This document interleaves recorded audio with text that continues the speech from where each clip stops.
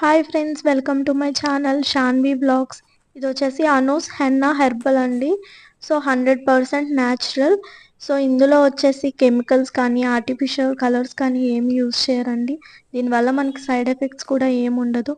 So చాలామందికి ఇది ఎలా యూజ్ చేయాలి, ఎలా అప్లై చేసుకోవాలి, ఎన్ని హవర్స్ ఉంచుకోవాలి అనేది అంత ఐడియా లేకపోవచ్చండి. సో నేను దీనివల్ల అడ్వాంటేజెస్ ఏంటి, డిసడ్వాంటేజెస్ ఏంటి అనేది నేను చెప్తానండి.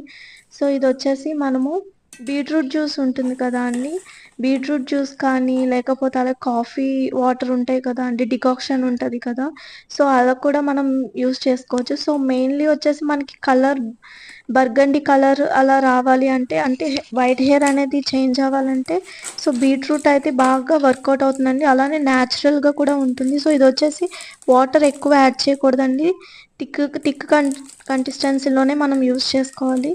సో ఇది ఎలా యూస్ చేయాలో చూద్దాం రండి. సో ఇప్పుడు వచ్చేసి మనకు హెయిర్ లెంత్ క్వాంటిటీ బట్టి తీసుకోవాలండి. హెన్నా పౌడర్ అనేది తీసుకొని స్లోగా ఫ్రూట్ జ్యూస్ అనేది యాడ్ చేసుకుంటూ ఉండాలండి. క్లాక్ వైజ్ డైరెక్షన్లో మనము మిక్స్ చేసుకుంటూ ఉండాలి. సో తర్వాత మీకు కొన్ని టిప్స్ అనేది నేను చెప్తా అండి. సో ఇది ఆఫ్టర్ మనం మొత్తం మిక్స్ చేసుకున్న తర్వాత ఒక ఫైన్ పేస్ట్ కింద వస్తుంది కదా అండి. సో మనము రీఫ్రిజిరేటర్లో ఒక 1 or 2 hours ఉంచుకొని, లేదంటే ఓవర్ నైట్ ఉంచుకొని మార్నింగ్ కూడా పెట్టుకోవచ్చండి. సో దీనివల్ల ఏంటంటే మనకి చాలా హెల్తీగా ఉంటుందండి హెయిర్ అనేది. సో ఇది వచ్చేసి 2 to 3 hours పెట్టుకొని ఉంచుకొని ఆఫ్టర్ మైల్డ్ షాంపూతో వాష్ చేసుకోవచ్చండి. సో మీరు ఇది పెట్టుకునే ముందు మీకు కలర్ స్కిన్కి అవ్వకుండా ఉండాలంటే వ్యాజ్లిన్ అనేది అప్లై చేసుకోండి, నెక్కి, ఇయర్స్కి, ఫోర్ హెడ్ కూడా. సో ఇదైతే మనకి హెయిర్ కూడా గ్రోత్ ఉంటుంది, మాయిశ్చర్ కూడా బాగుంటుంది, హెల్తీ హెయిర్ ఉంటుంది.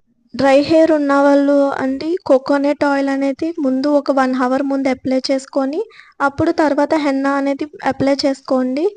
సో ఇలాంటి మంచి మంచి రివ్యూస్ కోసం మన ఛానల్ని సబ్స్క్రైబ్ చేసుకోండి. Thank you.